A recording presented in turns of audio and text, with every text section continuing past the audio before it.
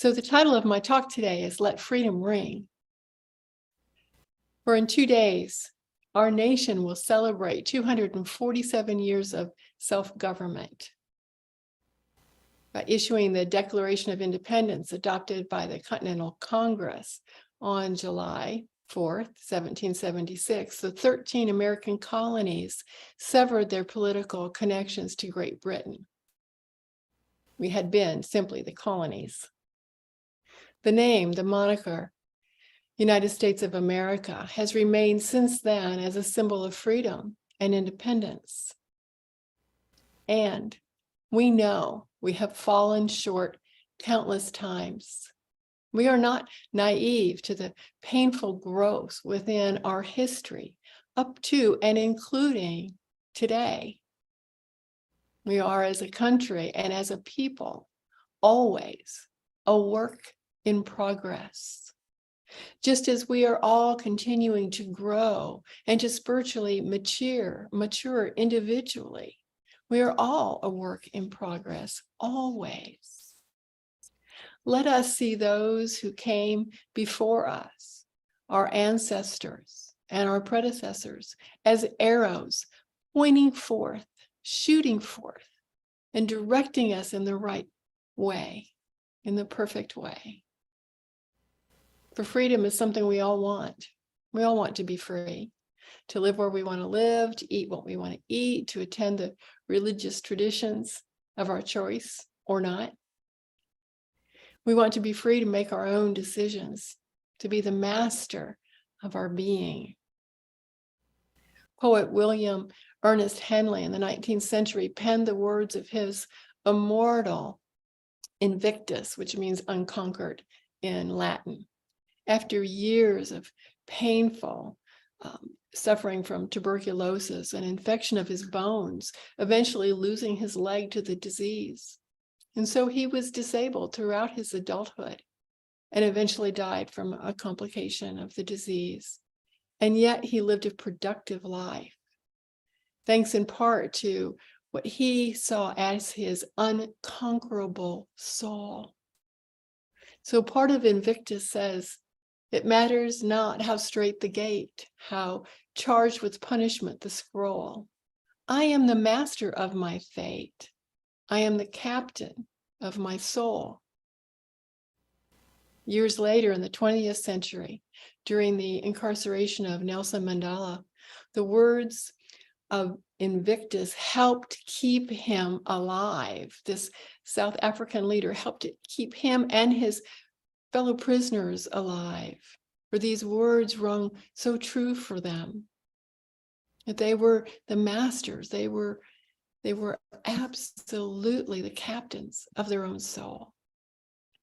And the tuberculosis that ravaged Hensley's also affected Mandela near the end of his 27 years of imprisonment. I am the master of my fate. I am the captain of my soul.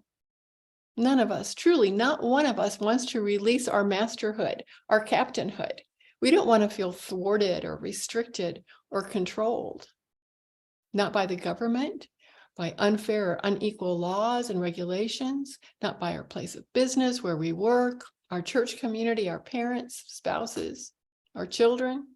We each want to be free to make our own individual choices, which we decide are best for us. And this desire for freedom of religion, is what brought our ancestors to this piece of land.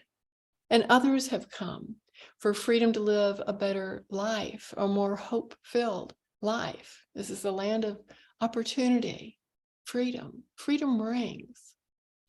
And the beauty of this is that we are already free to choose, to make the decision on how we hold anything outside of us, what power we give to it, what importance we place upon it, how much we surrender our own sense of peace to it, relinquishing, sometimes volunteering to toss our inner peace away by choice.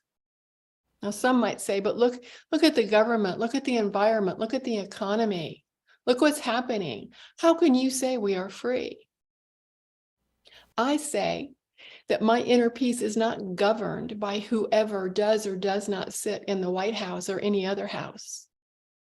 My inner peace is not restrained by rules from an Oval Office or an office of any shape, much less from the floor of any gathering or any panel of judges. My good does not rest with them or depend on an outside condition. My day-to-day well-being is not on anyone else's agenda, nor should it be. My well-being is mine to tend to nurture, and to give room to thrive. My thoughts are my thoughts, and they cannot be taken from me. They cannot be stolen or poisoned or dismissed or diminished. Only I can do that if I so choose. And we all have from time to time dismissed, diminished, released our own thoughts. We know of Viktor Frankl, the Holocaust survivor, that he learned in the depths and the horrors of concentration camp about how to think in situations outside, beyond our physical control. He said, between stimulus and response, there is a space. And in that space is our power to choose our response. And in our response lies our growth and our freedom. Now, everything could and was stripped from him. Everything that could be was stripped from him. His family, food, clothing, shelter, physical freedom. Even the little bits of paper that he wrote his thoughts on would be found and destroyed, taken from him. And yet he still recognized his freedom to choose his response in that space. Yes, conditions outside of us do affect our lives and our choices to a point. We might have planned a road trip and then something happens to our car, or the gas prices go up and we're unable to take the trip, so we postpone it or we delay it. Or maybe where we're working, there's a freeze on raises, or the company gets sold and there's a lot of uncertainty about our future, or if we're going to have a job. And so our spending habits, we pull back.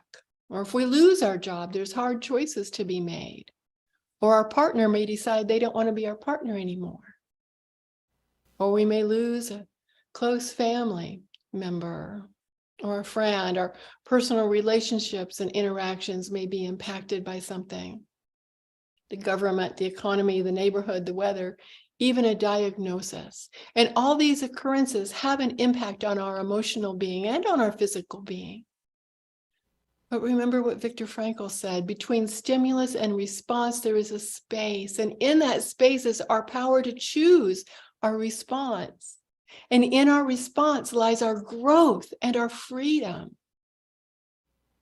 The most positive and meaningful relationships are those that allow for freedom, for each person to be who they are. Of course, there's adaptations and allowances and the need for flexibility.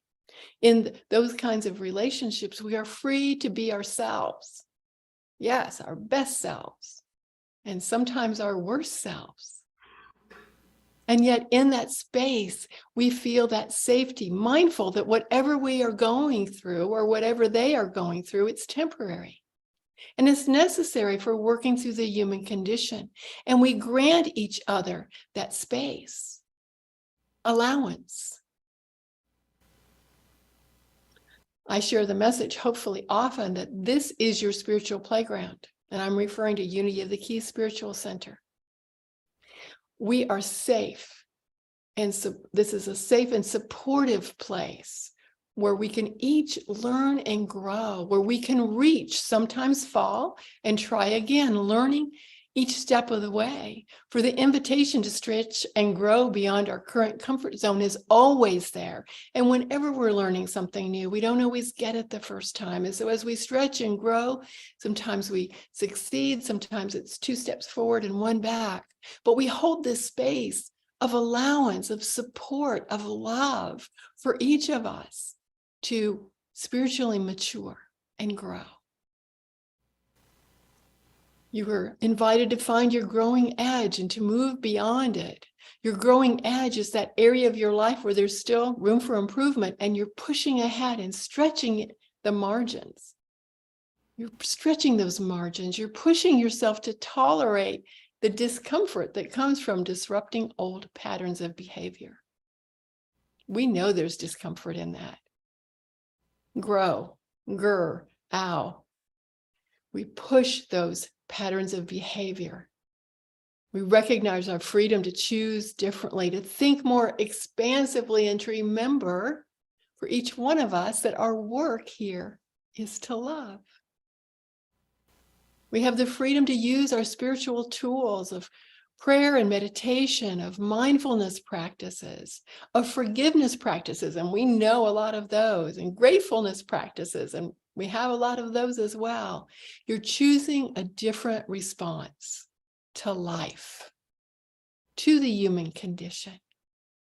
You're looking at that space between stimulus and response and recognizing you are free to choose.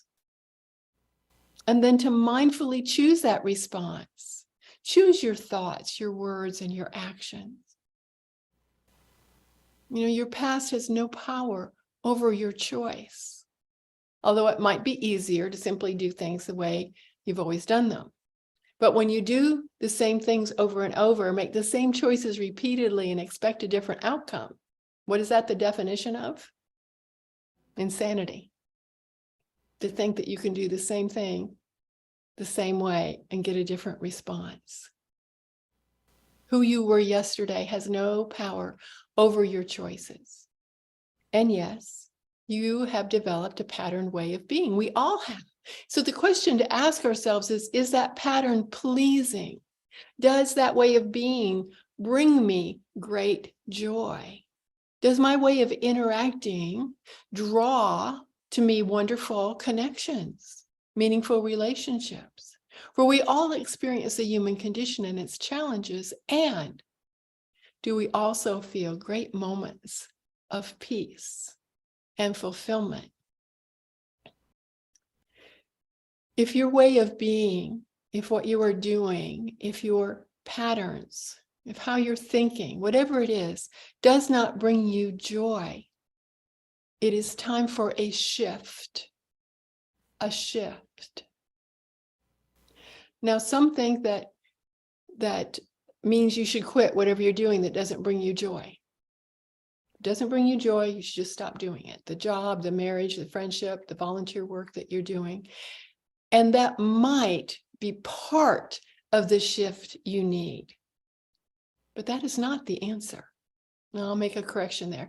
That is never the full answer. Let's look at this for a moment. You start a job. No real joy here. There's a lot to learn. You quit, you start another job. No joy here. It's more demanding than you thought it might be. You quit and you start another one. Well, looky here. There's no joy here either. I'm not working with the Dalai Lama or the Mother Teresa. I'm working with humans who make mistakes. So what is the common denominator? You are. You marry this person? No joy here. Another one? Nope, not most of the time. Another one? Well, not 24 hours a day. Again, the common denominator?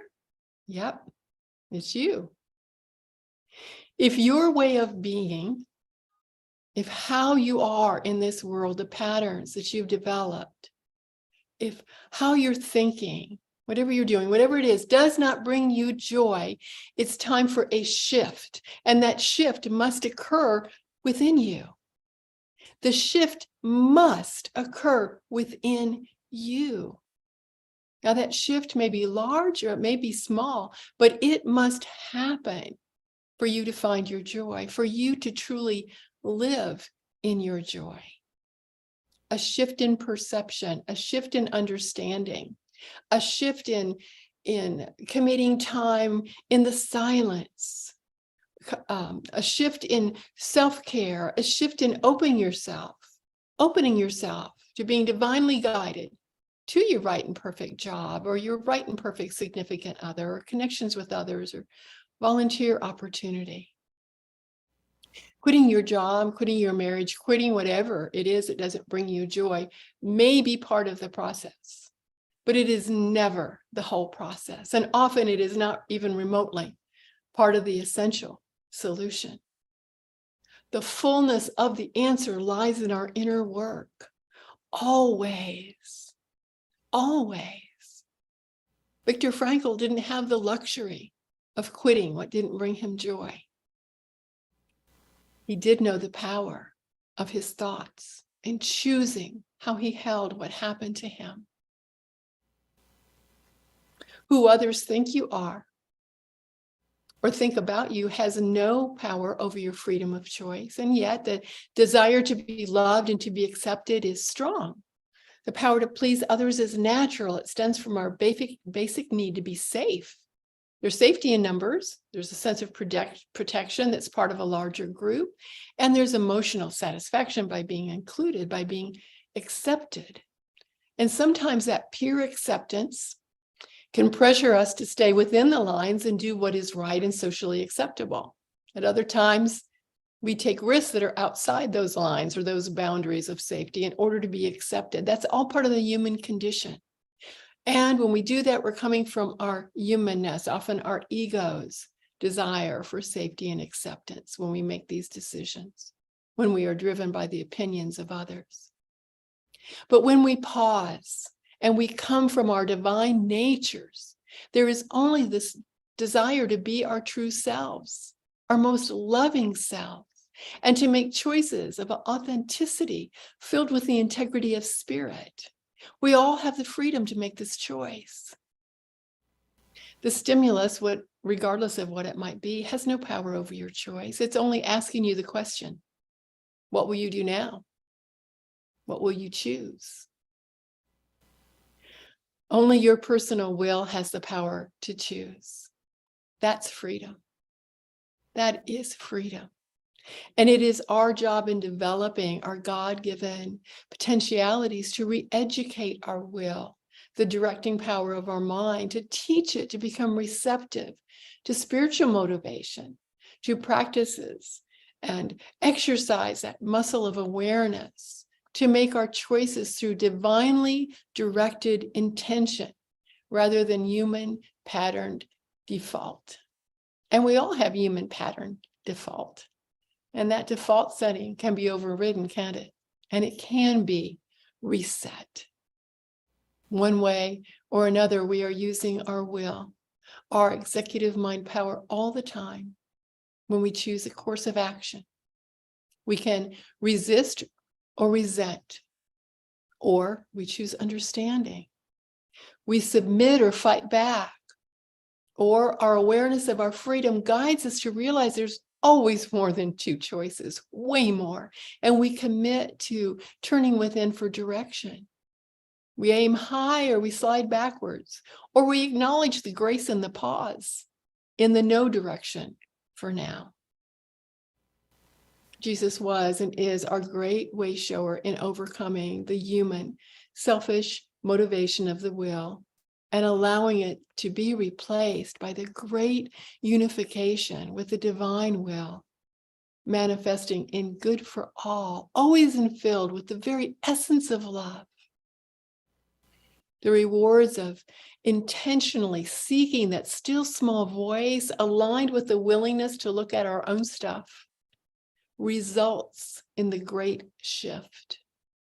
The shift to greater freedom, to enjoy life, greater health, joy, happiness, peace, harmony, prosperity, love. Our shift raises our present state of consciousness from discontent to gratitude. We even become grateful for the discontent. That which shakes us up, makes us uncomfortable, and invites us to look at what needs to be changed, to shift, to raise higher, to express more authentically the love and the light that we are. Let freedom ring in your life with every thought, with every word, with every action, with every decision you make. The choice is yours, always and forever. And so it is.